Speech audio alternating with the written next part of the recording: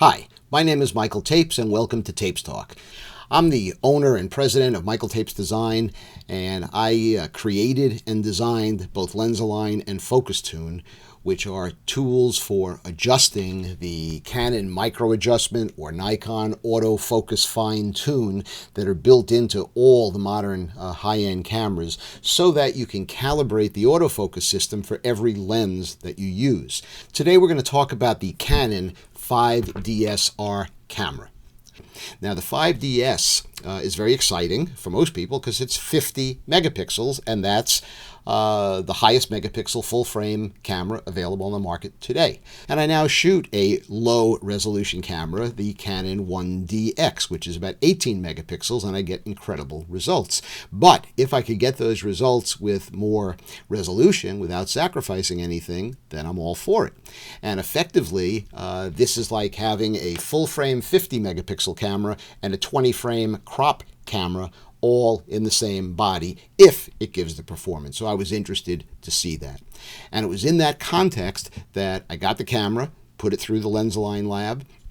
We got a +4 adjustment, and I went out to do some test shooting of birds, which is what I photograph on a day-to-day basis. So this review, and I'm doing it because I'm extremely excited. I'll get to the chase. This is an amazing camera, and I haven't read anything in the press or on the web that extols the excitement that I have for this camera. I find this to be an astounding camera. I'm going to show you why. Now, it may turn out after shooting it for a week or two or month or two, whatever, that I find the pitfalls or this or that. But I'm a pretty educated shooter, been doing photography for more than 50 years, and so far, at least on these two shoots, this is pretty astounding. The other thing that I want you to take away from this review is that a camera like this with 50 megapixels puts a strain on the lens quality, on the autofocus quality, and on your photographic techniques, or mine. So by looking at these pictures, we'll be examining every aspect of the capture process, from the lens to the lighting to the camera to the technique. Let's see what kind of results we can get with the Canon 5DSR. The first thing I do before I shoot any camera is to micro adjust or fine tune the lens that I'm going to shoot. Without that, I have no assurance that the autofocus system is going to be accurate, and I don't want to shoot like that because my depth of field is way too narrow in the kind of work that I do photographing birds. So here's the focus tune test for the Canon 5DS-R with my 600mm f4 Canon lens. It front focused out of the box severely enough. It wasn't severe, but enough that it was certainly going to, affect the pictures, and they would be softer than they could be. So the setting turned out to be +4, as you can see here in the graph.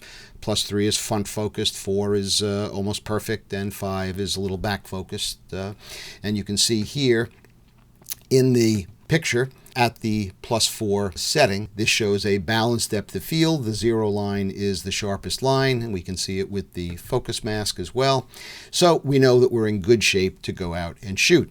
And I specifically didn't set up at the teleconverter because I wanted to shoot the 5DSR without a teleconverter so that I would be forced to kind of use the resolution to make the birds into the crop I want. So these are the pictures. This was shot at Vieira Wetlands 2 days ago on the 18th. You can see the date here, 6:30. So it's Florida, late afternoon light, early evening. It stays light for a long time. It's almost the longest day of the year. So the light is still a little high, but very good for shooting if you have your alignment properly. Alignment meaning setting up to shoot with the sun at your back and, follow the shadow line and all that kind of stuff. So we have good opportunities to shoot these kind of pictures. I'm down low so that we get the green background or whatever color background, hand holding, and let me mention that there's no sharpening or noise reduction being applied in Lightroom. These pictures are processed, but default noise reduction and default sharpening on all. So let's take a look. Okay, wonderful pictures, beautiful detail, great everything. But let me emphasize that we're testing, I'm zooming in 1:1, we're testing everything in the chain. The lighting, the subject, the lens, the camera, the sensor, the processing, and my technique. So this is handheld. everything is working optimally here. And these would be unremarkable photographs. I mean, they're very competent photographs and remarkable in that the birds are wonderful subjects and these are good pictures. But the thing is, look at the crop from this picture. So that picture on a 1DX would be, okay, it's a good picture on a 1DX. It's ISO 200. What's the big deal? The big deal is that we're pushing the resolution of this camera to its actual limit. So this is just incredible detail. And it means that the camera must be perfectly focused, which is a kudos to the camera, to the designers, to the autofocus system, and micro adjustment is necessary to get these kinds of shots. So that's the key, that all these shots are small crops. I would shoot them normally with a teleconverter, but for purposes of this test, I wanted to sort of strain the camera as much as I could. This next picture, also a crop. I didn't take it for this reason, but you'll see that there's moiré in this picture. You don't see it because I have it painted out in Lightroom. So let me go to the development panel and go to my adjustment brush, and you'll see here the areas where I've painted out the moiré. And now if I go turn off the adjustment layer, you'll see that now you have these colored bands. And that's the moiré, which will happen on fabric or very, repeating lines like this. Again, we're just looking at the everything coming together, the lighting, the subject, the camera, the autofocus. Here you can see the depth of field that we have, maybe 2 or 3 inches at best. And if the autofocus were even off a little bit, the eye wouldn't be sharp and it wouldn't be critical. I think I used Canon's spot autofocus point to get this.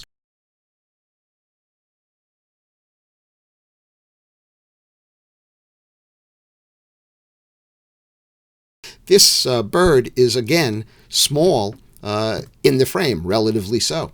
I think I'm around 30 feet from the birds or thereabouts. And so if you don't use spot autofocus, it could be autofocusing someplace other than where you want. So that's a nice feature that I use, and this is a good example, and it's very critical for a high-res camera like that. So all these pictures exhibit the same qualities.